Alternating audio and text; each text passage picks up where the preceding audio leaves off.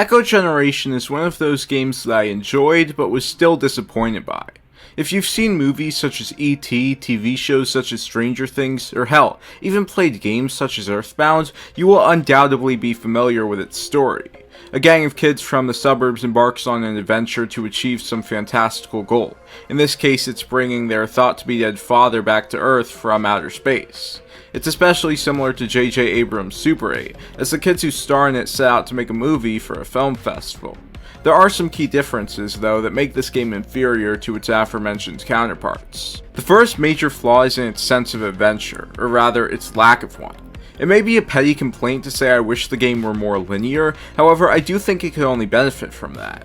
Rather than traveling from one locale to the next on a straightforward course to your destination, there is a number of key locations you must keep coming back to, and going back and forth between a graveyard in the dead of night and an unadulterated depiction of a Canadian suburb within minutes undercuts the feeling of adventure that would better suit the story. This isn't nearly as problematic as the padding provided by the missions you embark on, though. Seeing as the overall goal isn't that complicated, there had to be some errands needed to be completed to obtain items that would help you access new locations. However, this in itself comes with two caveats. The first being that expectations for the player to know where to go and what to interact with are far too high. Certain multi-part missions should have been trimmed down both for the sake of pacing and avoiding complications.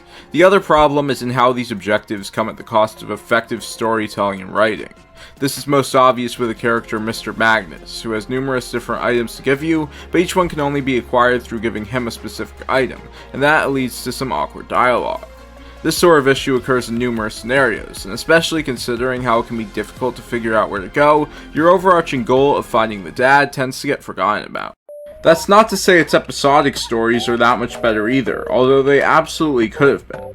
In the first few hours, I was quite confident, seeing as the game uses a villainous character to comment on real-life issues, more specifically child abduction, at least to the extent an E10 Plus rated game can.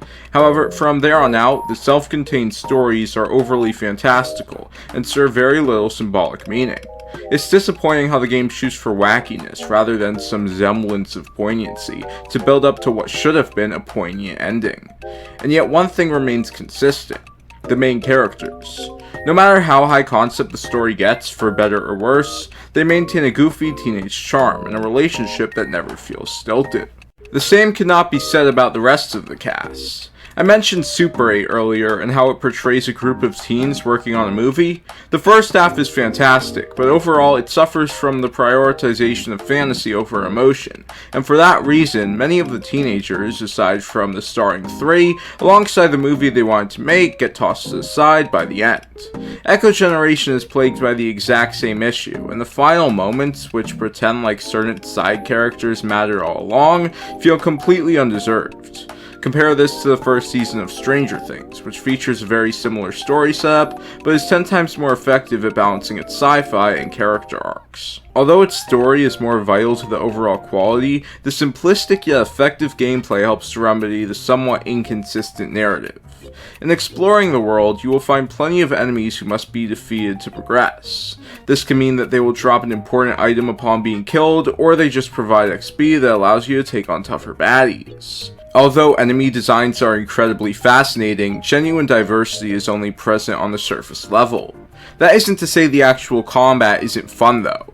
Seeing as it is a level-based, turn-based RPG, skill does mostly come in the form of patience, but quick and precise reflexes are also required to block attacks and execute your own. These can be powered up through skill points and involve weapons such as hockey sticks and shurikens. It's a very rudimentary system that never overstays its welcome thanks to how exhilarating it can be. There are some oversights that make it frustrating, however.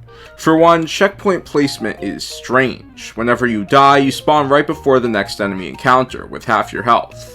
However, in order to gain back all your health without using food, which can be used more effectively within battle, you need to find a bed, and there are only 2 in the entire game.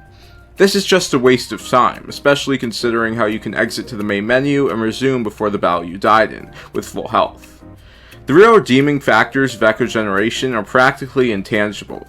The charm it exerts can be found beyond its lovely art style and soundtrack. It can be seen in some of its most prominent aspects. dialogue, characters, world design, and even somewhat in its combat. So in spite of my criticisms, I can still safely recommend this game.